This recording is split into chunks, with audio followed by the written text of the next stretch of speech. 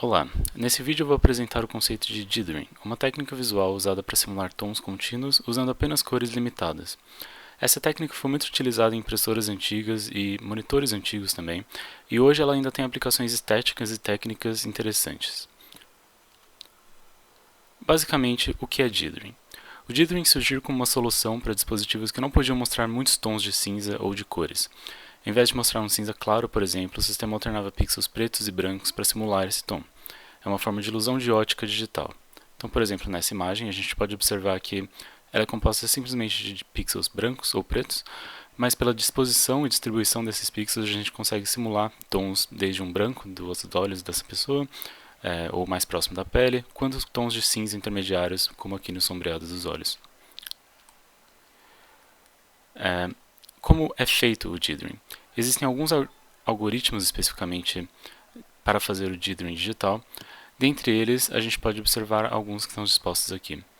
Então aqui nós temos a imagem original, numa grayscale, ou seja, em preto e branco. E o primeiro algoritmo que nós temos é o Random Jitter, que basicamente consiste em você sobrepor à imagem original uma matriz de ruído aleatório. Baseado nesse ruído que foi sobreposto a cada pixel, você compara ele com o valor do pixel original, e se o pixel for maior ou menor do que esse ruído, ele é arredondado para o valor de 1 ou de 0, que seria branco ou preto. Com isso, estatisticamente, ao longo de uma área da imagem que seja mais escura ou mais clara, você ainda consegue transmitir essa qualidade para a imagem que vai ser gerada, mas obviamente não é uma forma ideal de ser feito porque ela perde muito detalhe e fica quase ininteligível, ou pelo menos com uma qualidade muito baixa. A próxima técnica seria o dithering ordenado, que consiste em você sobrepor uma matriz fixa de valores com os quais você vai fazer esse threshold, ou essa discretização dos pixels individuais da matriz da imagem original, e com isso você gera uma imagem mais quadrada, digamos assim, com ainda esses valores intermediários, né, aparentes de cor ou de tons, mas que não são algo muito suave.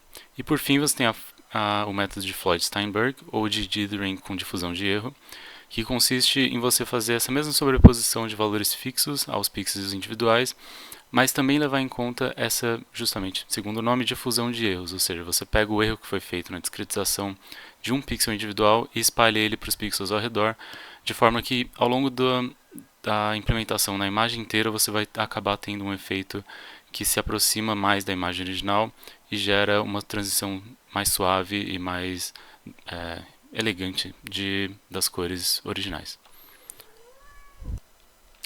Bom, agora passando para um pequeno código que eu fiz para demonstrar os efeitos de dithering. Aqui nós temos basicamente os principais algoritmos, ou seja, aqui primeiro uma implementação naive ou ingênua, que seria você aplicar um threshold binário de 0.5 em cada pixel, ou seja, se o pixel tem um valor maior que 0.5, você arredonda ele para 1, que seria branco, e se for menor, você arredonda ele para preto, que seria 0. A próxima é o Random Dithering, que é basicamente sobrepor essa matriz completamente aleatória de ruído e fazer o threshold a partir daí.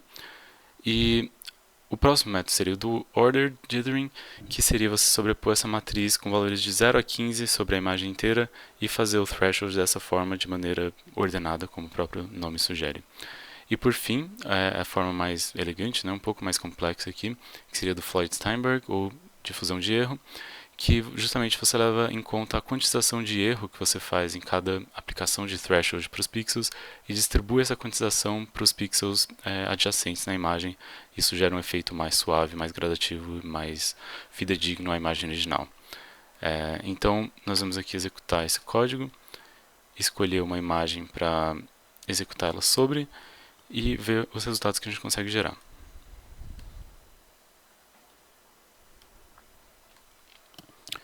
Bom, aqui nós temos as imagens geradas. Eu peguei uma imagem original dessa moça. Aqui nós temos primeiro a implementação do dithering, que na verdade não sei se qualifica como dithering, mas da forma naive, ou seja, simplesmente os valores de preto e branco de acordo com o threshold de 0.5. Aqui o dithering aleatório, o dithering ordenado e o Floyd-Steinberg, ou de difusão de erros. Se a gente der um zoom aqui em alguma parte da imagem, a gente consegue ver um pouco melhor como que fica esse efeito, né, mais próximo dos pixels que a gente tem na imagem. Então aqui dá para ver que fica um efeito bem cartoonizado, bem característico, e aqui fica uma coisa mais difusa, mais suave, mais próximo da realidade, digamos assim, da imagem original.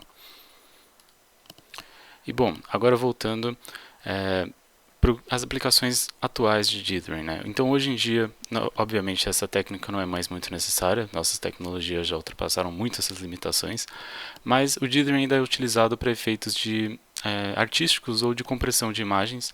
Então aqui eu tenho alguns exemplos de jogos que me inspiraram, inclusive, a escolher esse tema, que eu gosto, que são Return of the Obra Dinn, é um jogo de época, digamos assim, da época vitoriana, e ele usa esse efeito de dithering para gerar um estilo bem único e característico desse jogo. E também o jogo World of Horror, baseado na estética e na obra do Junji Ito, também tem essa utilização do dithering para gerar essas imagens bem características e bem estilísticas do jogo. E é isso, esse foi o vídeo, espero que tenham gostado e que tenham compreendido um pouco do que é a técnica de dithering.